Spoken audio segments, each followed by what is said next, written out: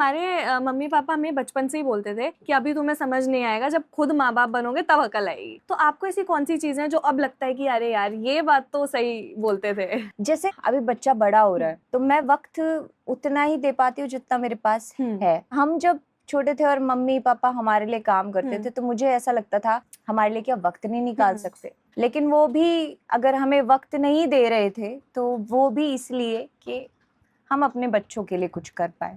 पहले के टाइम पे ना माँ बाप बहुत सोफिस्टिकेटेडली रहते थे, इतना खुल के नहीं रहते थे, जबकि आज के कंपैरिजन में बच्चों को बिल्कुल दोस्त की तरह रखा जाता है। नहीं, इतना भी आप दोस्त नहीं बना सकते बच्चों को। आप उनको उस तरीके की कभी होप मत दो कि हम हैं, हम बैठे हैं, हम कर लेंगे, तुम मौज लो, तुम्हें कुछ करने की जरूरत नहीं है। वो होप बच्चों को देना गलत है। जाओ कराओ कुछ भी, मैं देख लूंगी। हाँ। नहीं, कान के नीचे लगना चाहिए अगर गलत करके आए तो, क्योंकि वो लिमिट क्रॉस नहीं होनी चाहिए। बाकी आप फ्री छोड़ो। बिल्कुल। आप अभी गुड़गांव में रहते हो, तो कितना टाइम हो गया आपको गुड़गांव में? मुझे गुड़गांव में 5-7 साल हो गए। मैं नजफगढ़ से ही हूँ। हाँ। मैं वहीं पली बड़ी हूँ। मैं जब नजफगढ़ आई थी तो मुझे पता है, मुझे याद है मैं 4-5 साल की थी, तो 25 साल हो गए मुझे रहते हुए। पर आपका जन्म शायद रोहतक में हुआ था ना? नहीं, मैं रोहतक तो ये पूरे इंटरनेट पे मुझे नहीं पता भैया मेरा विकिपीडिया किसने बनाया हुआ है। कोरी झूठे भरी हुई है।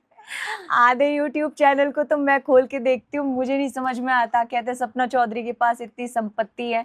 मैं ये सोचती हूँ यार ये संपत्ति है कहाँ, ये जो इतनी लिखी हुई है ये संपत्ति मेरे पास क्यों नहीं है, यही क्यों लिखी हुई है। मेरा बर्थ प्लेस महिपालपुर है, मैं दिल्ली में पैदा हुई हूँ अपनी ताई के घर। मम्मी ने काम वाम किया तो मम्मी ने 4-5 साल बाद जब मैं बड़ी हुई तो नजफगढ़ ही घर लिया था। हम नजफगढ़ ही रहे हैं, पले हैं, बड़े वहीं हुए हैं। नजफगढ़ का सबसे बेस्ट पार्ट क्या था लाइफ में कि हरियाणा के सारे बॉर्डर्स वहां पड़ते हैं मैक्सिमम। जैसे बहादुरगढ़ का पड़ गया, झज्जर का पड़ गया, गुड़गांव का पड़ गया, इस तरफ सारा वही बेल्ट है, हरियाणवी बेल्ट ही है। मैं उसी वातावरण में पली बड़ी हूँ। मेरे पापा जैसे यूपी के जाट है, मेरी मम्मी गुड़गांव से ही है, जाटनी है। तो उन दोनों की शादी हुई और मैं हुई तो ऐसी हुई तो मुझे यूपी का मिक्सचरन और हरियाणा का मिक्सचरन दोनों आप समझ सकते हो, क्योंकि मैं बचपन से अपने घर में यूपी की रागनियां भी सुनती आई हूँ, हरियाणवी कच्चे साज की भी मैंने सुनी है, क्योंकि वो कंपटीशन लगा रहता था, यूपी वाली बढ़िया है या हरियाणा वाली बढ़िया, तो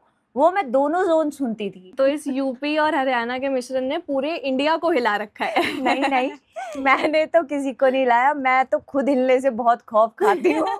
तो आज भी हम जिस गुड़गांव की जगह पे आए हैं, यहाँ मिलता है फुल ऑन देसी खाना। आपको खाने का शौक है? मतलब मैं ऐसी हूँ, मुझे अगर कोई एक चीज पसंद आ गई तो बस वो ही आ गई। सर आप मेरे आगे चाहे पूरा तश्तरी में पूरा वो 56 भोग लगा के रख दो, मैं वो एक ही चीज खाऊंगी। मैं बहुत अजीब सी हूँ खाने में। कैसा खाना पसंद करते हो? देसी घर का खाना या फिर आपको भी पिज्जा बर्गर की आदत हो गई है? मुझे पिज्जा, बर्गर, गोलगप्पे, दही टिक्की, भल्ले, छोले भटूरे, चाउमीन, ये सब कुछ अच्छा नहीं लगता? नहीं, बिल्कुल नहीं पसंद। मैं कभी कभी खा लूंगी टेस्ट के लिए, पर ऐसे नहीं। मैं मतलब बहुत एडिक्टेड नहीं हूँ इन चीजों की, बहुत आराम से रह सकती हूँ मैं इन चीजों के बिना। फेवरेट क्या आपका खाने में? सबसे अच्छा क्या लगता है कि किसी भी टाइम खिला लो ये चीज? मुझे ना एक पेस्ट्री बहुत पसंद है, रेनबो पेस्ट्री बोलते हैं उसको, पर अभी पता नहीं वो आई नहीं रही, वो बंदी हो गई। 3-4 महीने से मैं खोज में हूँ उसकी, वो कहीं और मुझे मिल जाए पर वो मिल नहीं रही है। मेरे साथ बहुत बार होता है, मुझे कुछ भी चीज पसंद आ जाए वो या तो खो जाती है या वो आती ही नहीं दोबारा, तो वो सृष्टि से ही चली जाती है। लिमिटेड वो चीजें पसंद आती है जो लिमिटेड होती है। बहुत लिमिटेड चीजें, बहुत ज्यादा लिमिटेड चीजें। मतलब मैं ऐसी हो गई हूँ अभी, मेरे को लगता है मेरे कपड़े भी इतने सारे पहन लिए ना